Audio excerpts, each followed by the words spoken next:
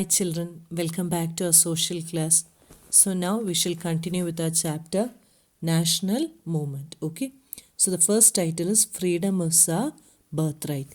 The Swadeshi movement opposed British rule and encouraged the ideas of self-help, Swadeshi enterprise, national education and use of Indian language. So Swadeshi encouraged the use of Indian education, Indian goods, self-help and Indian language. So some individuals suggested that revolutionary violence would be necessary to overthrow British rule. Now the next is All India Muslim League.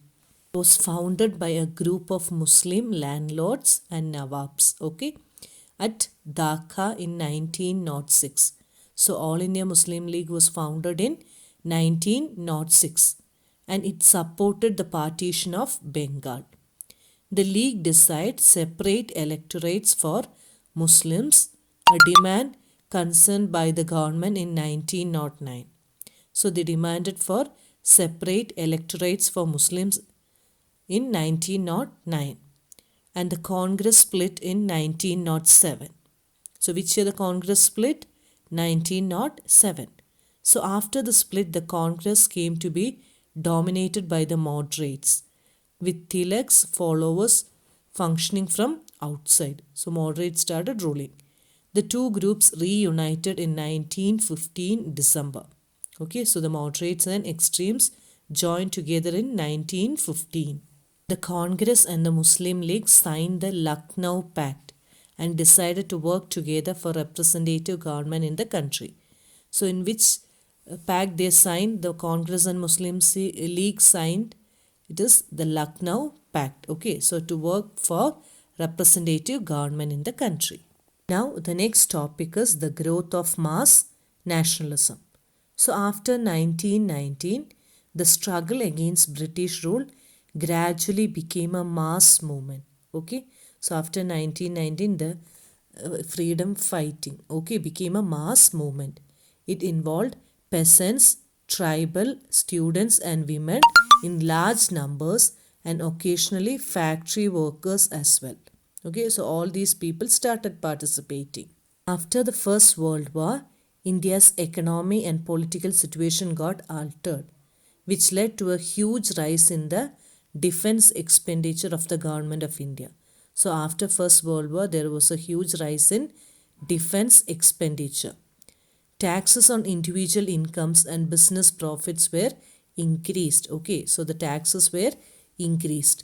During the war, Indian industries expanded and Indian business group began to demand greater opportunities for development. Okay, so the industry started expanding.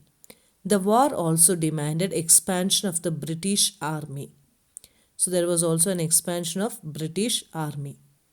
In 1917, there was a revolution in Russia. Okay. We are going to learn into the next topic, the advent of Mahatma Gandhi. Okay.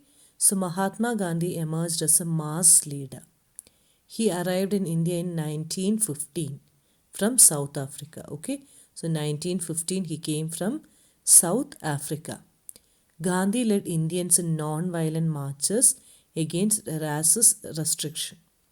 His South African campaigns had brought him in contact with various types of Indian. He spent his first year traveling throughout the country, understanding their people, their needs and the overall situation. Okay, so he went around and understood the situation and needs of the people. So he called for a satyagraha which is called Rowlatt Satyagraha. Okay, so in 1919, which year? 1919, Gandhiji called for satyagraha against the Rowlatt Act.